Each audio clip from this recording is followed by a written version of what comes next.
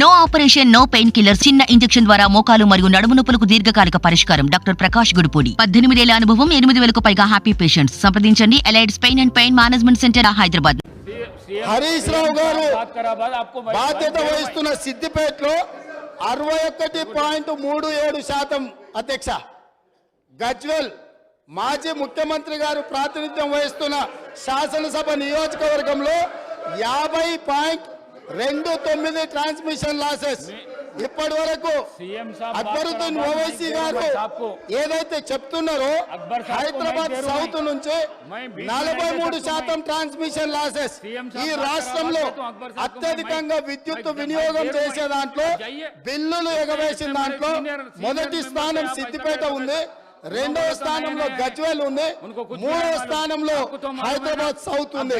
ఈ ముగ్గురు లీడర్లే 10 సంవత్సరాలు తెలంగాణ రాష్ట్రాన్ని పరిపాలించి విద్యుత్ బకాయిలు చెల్లించక మొండి బకాయిలల్లా సిద్దిపేట, గజ్వేల్, హైదరాబాద్ సౌత్ ఉన్నది అధ్యక్ష. ఈ రోజు మొత్తం విద్యుత్ రంగమే దివాలా తీయడానికి, అప్పుల పాలు కావడానికి ఈ 3 ప్రాంతాల నుంచి బిల్లులు చెల్లించకపోవడం వల్ల ఈ రోజు ఈ పరిస్థితి దాపురించింది.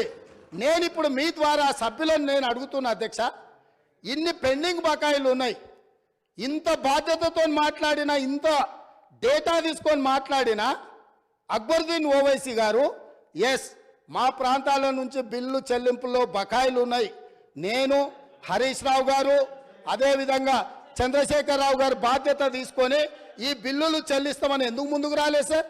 ఇది పద్ధతే సార్?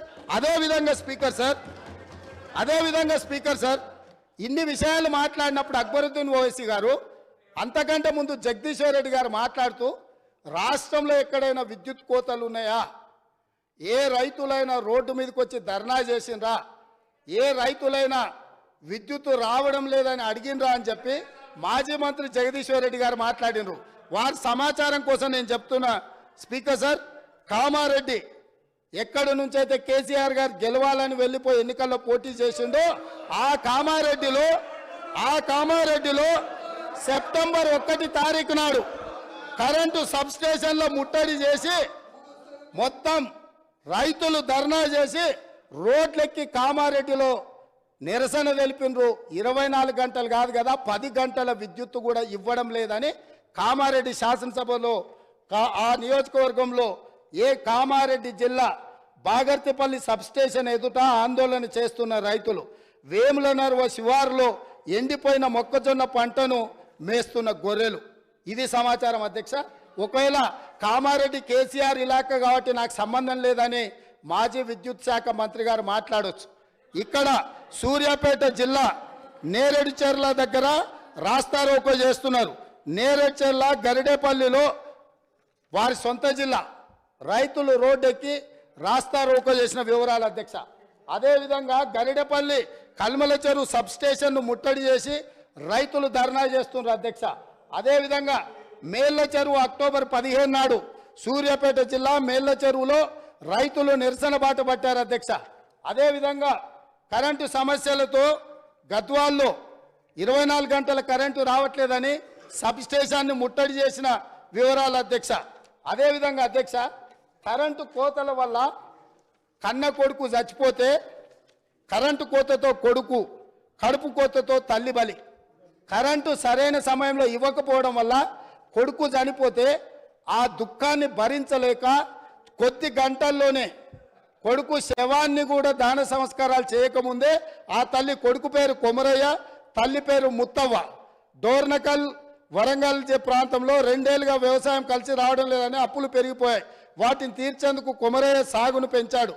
కానీ విద్యుత్ రాకపోవడం వల్ల కొమరయ్య అనే రైతు చచ్చిపోతే ఆ దుఃఖాన్ని తట్టుకోలేక గుండె బగిలి కన్న తల్లి ముత్తవ్వ కూడా చనిపోయింది అధ్యక్ష. ఇదే కాదు అధ్యక్ష, ఇంత ప్రోగ్రెస్ రిపోర్ట్ చదివిండు కదా మా మిత్రుడు. నేను అడగదలుచుకున్నా, ఎందుకంటే వారు చాలా సీనియర్ సభ్యులు, వారు అన్ని విషయాలను వారు సభ ముందుకు తెస్తే నిజంగా మేము అప్రిషియేట్ చేస్తాం అధ్యక్ష. మేము వైట్ పేపర్ పెట్టింది దేనికోసం అధ్యక్ష? వాస్తవాలను ప్రజల ముందుకు తీసుకెళ్ళి వాళ్ళ సలహాలు సూచనలు తీసుకొని ఒక మంచి పరిపాలన ఇవ్వాలని మేము చర్చ చేసినాం అధ్యక్ష. ఇంత చర్చ జరిగినా అక్బరుద్దీన్ ఓవైసీ గారు శ్రీశైలం ఎడవగట్టు కాల్వ 1988-89లో ఆనాటి కాంగ్రెస్ ప్రభుత్వం 89లో ప్రారంభించింది, 2001లో పూర్తయింది. 20 సంవత్సరాల నుంచి శ్రీశైలం ఎడవగట్టు కాలువ మీద 900 మెగావాట్ల విద్యుత్ ఉత్పత్తితో నడుస్తున్న ప్రాజెక్టు నీళ్ల ద్వారా నడిచే ప్రాజెక్టు అధ్యక్ష. అక్కడ ఈ ప్రాజెక్టును మేము నిర్మిస్తే నిర్వహణ లోపం వల్ల ఆగస్టు 22, 2020 నాడు ప్రభుత్వ నిర్లక్ష్యం వల్ల 2 రోజుల ముందే హెచ్చరించిన ఇక్కడ సమస్యలు ఉన్నాయి, తక్షణమే అధికారుల నిపుణులను పంపించి ఈ సమస్యల్ని పరిష్కరించండి, లేకపోతే పెను ప్రమాదం జరగబోతుందని అక్కడ అధికారులు ఇక్కడ ఉండే అధికారులకు హెచ్చరిక లెటర్ పంపించిన వారు మంత్రిగా ఉన్నప్పుడు నిర్లక్ష్యం వల్ల పట్టించుకోకపోవడం వల్ల శ్రీశైలం విద్యుత్ సొరంగం 900 మెగావాట్లది బ్లాస్ట్ అయి 9 మంది చచ్చిపోయినారు అధ్యక్ష.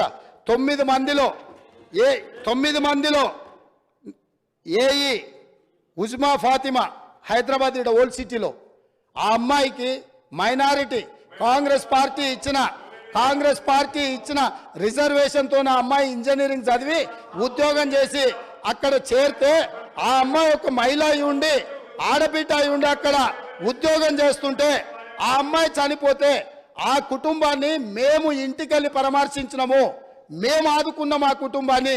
కానీ రాష్ట్ర ముఖ్యమంత్రి గారుగా ఆనాటి ముఖ్యమంత్రి గారు కానీ ఆనాటి విద్యుత్ శాఖ మంత్రి కనీసము మన చాదర్గట్టులో ఉండే ఆ మైనారిటీ ఏఈ కుటుంబాన్ని కూడా పరామర్శించలేదు. శ్రీశైల సొరంగము పేలిపోవడం వల్ల 9 మంది ఉద్యోగస్తులు అక్కడికక్కడనే బుగ్గిపాలైపోయిన శవాన్ని కూడా గుర్తించలేని పరిస్థితిలో ఖాళీ బూడిదై మసైపోయినారు. మానవత్వం లేని ప్రభుత్వము దాని మీద విచారణకు ఆదేశించలేదు. కనీసం ప్రమాద స్థలాన్ని మేము పరిశీలించి బాధితులకు కొంత ఉపశమనం కలిగిద్దామంటే మమ్మల్ని పోలీసులను పెట్టి అరెస్ట్ చేసి పోలీస్ స్టేషన్లలో కూసబెట్టినారు అధ్యక్ష. ఇన్ని తప్పిదాలు ఎంఐఎం పొత్తులో ఉన్న బీఆర్ఎస్ పార్టీ ఆనాడు ప్రభుత్వం నుండి దుర్మార్గాలు చేస్తే ఈ శ్రీశైలం ఎడమగట్టు కాలువ మీద జరిగిన ప్రమాదం గురించి కూడా మా మిత్రుడు ఈ సభలో ప్రస్తావించి ఉంటే ఎస్ డెఫినెట్గా మేము అప్రిషియేట్ చేసి ఉండేవాళ్ళం. కాబట్టి ఈరోజు let me so sir Akbar साहब नहीं अकबर साहब प्लीज नहीं अकबर साहब आप इतना समझो, ये सरकार जिम्मेदारी से ये व्हाइट पेपर टेबल किए, ये व्हाइट पेपर टेबल करने के बाद आप जो भी सुझाव दे रहे सुझाव लेने के लिए भी हम तैयार हैं. इसका मतलब ये नहीं जो इल्जाम किए जो गुनहगार है आप उनके तारीफ पे तारीफ करते रहा तो यहां बैठकर सुनने के लिए कोई तैयार नहीं है. आप जो ओल्ड सिटी हैदराबाद के लिए या तेलंगाना के लिए डेवलपमेंट करने के लिए क्या फंड चाहिए आप बोलो, हम जिम्मेदारी से हम निभाएंगे. मगर आप ये काम नहीं कर रहे हैं. आप पुराने दोस्त को, जो बिगड़ा हुआ दोस्त को आप बचाने के लिए जितना आपके शक्ति है सब सारे आप क्यों उनके रक्षा के लिए आ रहे, मेरे समझ में नहीं है. इसका ये आप क्या करना चाह रहे हैं, आप क्या मदद कर रहे हैं. नहीं, अच्छा दोस्त को स्पीकर सर, अच्छे दोस्त को 10 रुपए देकर साथ में लेना, बुरा दोस्त को 10 रुपए देकर छुड़ा लेना, ऐसे दोस्ती आपको ठीक नहीं है. आप जितना तेलंगाना जनता जिनको तिरस्कार किए वहां पर बिठाए, उनके तरफ आप क्यों वकालत ले रहे.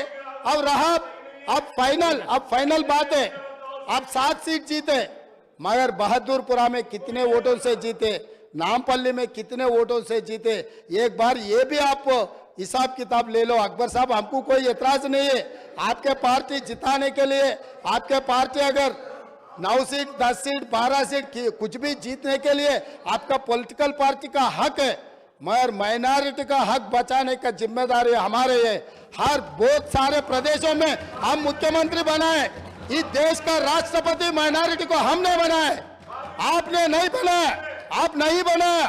बिहार के, उत्तर प्रदेश के, महाराष्ट्र में हम लोग मुख्यमंत्री बनाए माइनॉरिटीज को, इस देश का राष्ट्रपति हम ही ने बनाया माइनॉरिटी को। आपके सुझाव से नहीं, हमारे जिम्मेदारी है माइनॉरिटी को साथ में लेकर चलने का।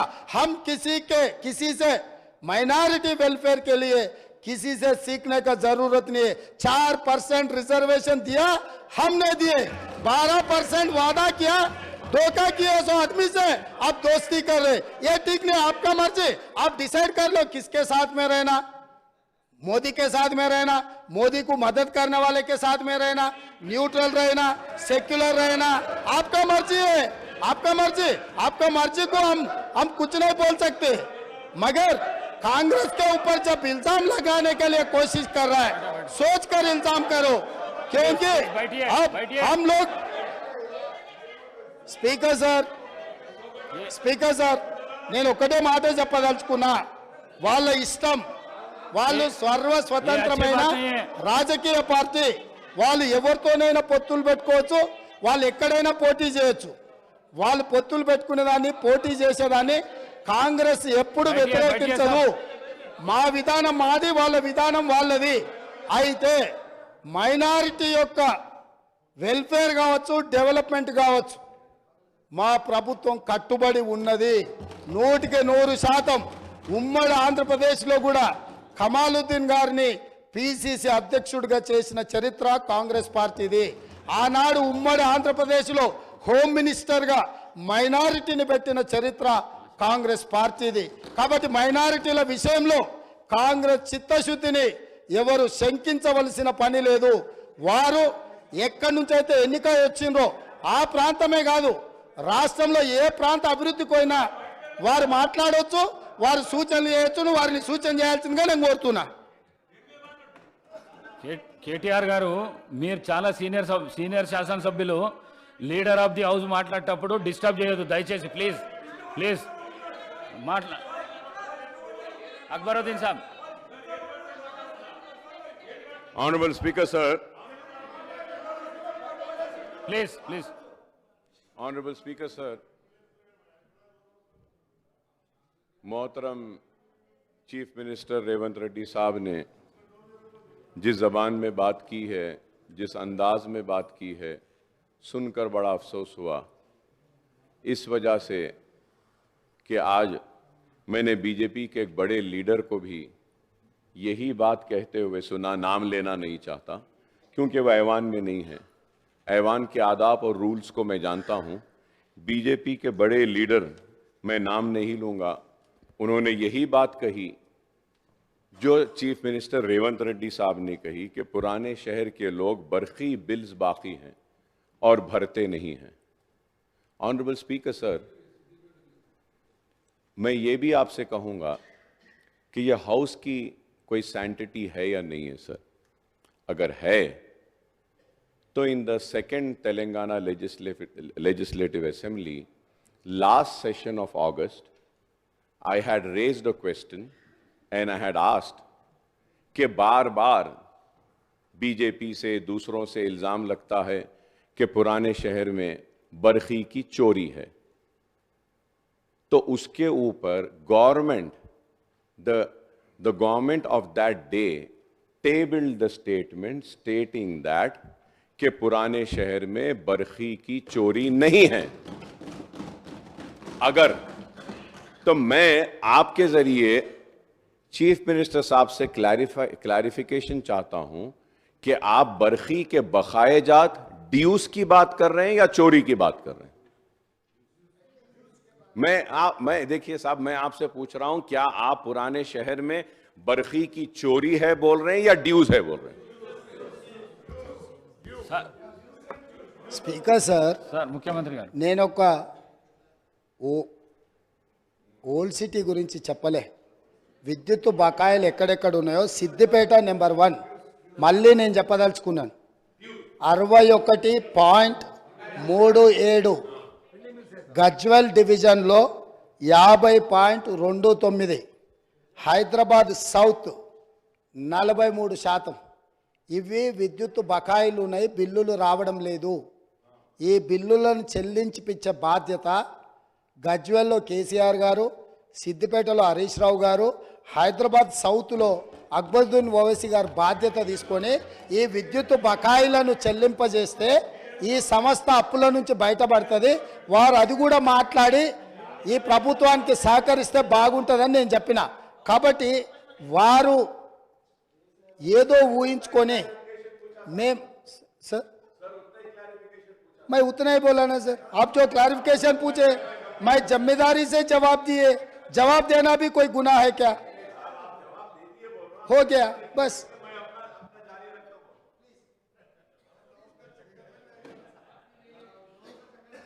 Thank you sir.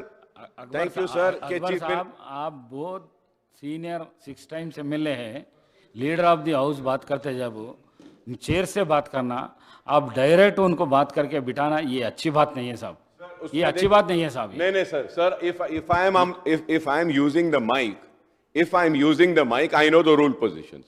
When I am using the mic, everyone who is using the mic is supposed to address to the chair.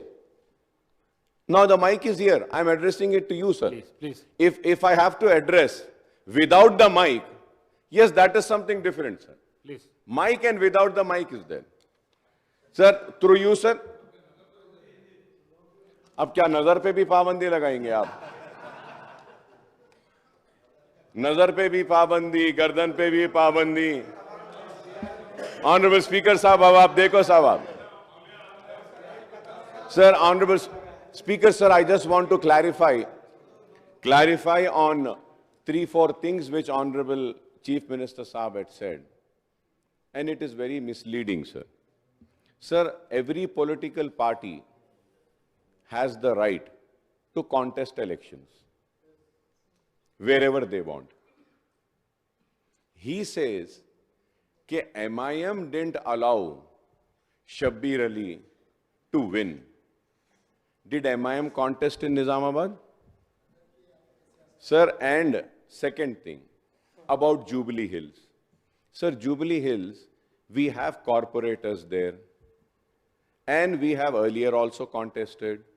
This time also we contested.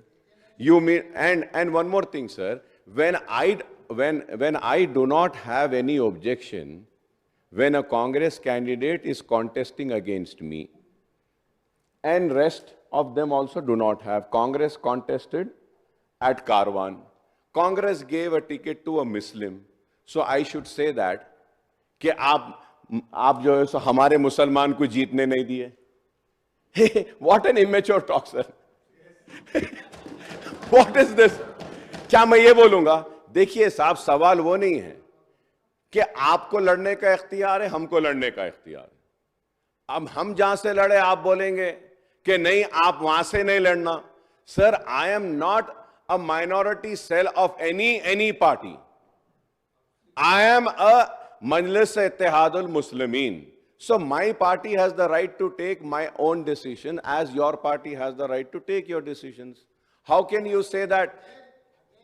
How can you say that? Speaker sir, Please. Akbaruddin Owaisi साहब ने फिर मुद्दे को दूसरे रास्ता में ले जाने के लिए कोशिश कर रहे हैं.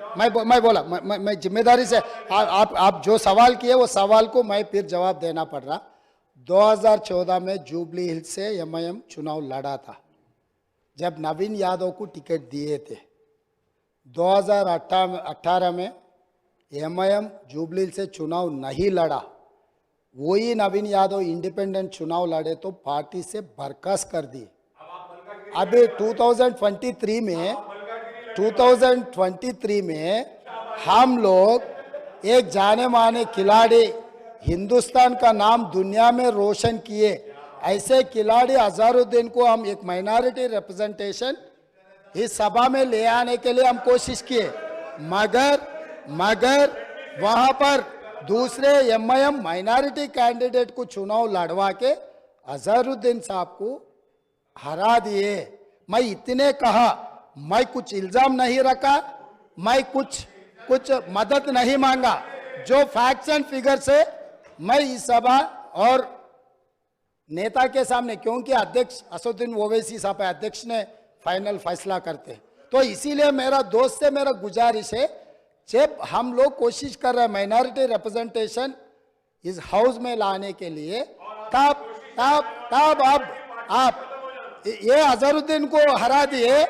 इनके दोस्त चंद्रशेखर राव ने शबीर अली साहब को कामारेड्डी में हराने के लिए, अगर चंद्रशेखर राव को दूसरे सीट से लड़ना है तो सिद्दीपेट है बगल में, उसके बगल में उनके बेटा का सिरसिल्ला भी है। दो बेटा का और दामाद का छोड़कर वो गया कामारेड्डी। तो इन लोगों का नीयत कैसा है, बस वो नीयत साफ नहीं है बोल के मैं दिखाना चाह रहा हूं सर, इतना ही है।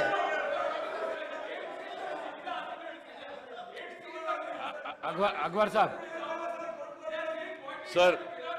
Sir, my humble request to you is that, sir, let me complete what I have to say, sir. Sir, let me just complete what I have to say, sir. please. Sir, now the question arises, I really don't understand. He's such a senior person, and Almighty has blessed him with such a big chair, in spite of having a political career, started from ABVP, then TRS, then BJP, and then Congress, then also RSS. He should be more matured, because he's gone everywhere, here and there, and he's got experience of being everywhere. And he talks like this. It is so sad, sir. Sir, it is no, sir. Let me complete, sir. Sir, it is.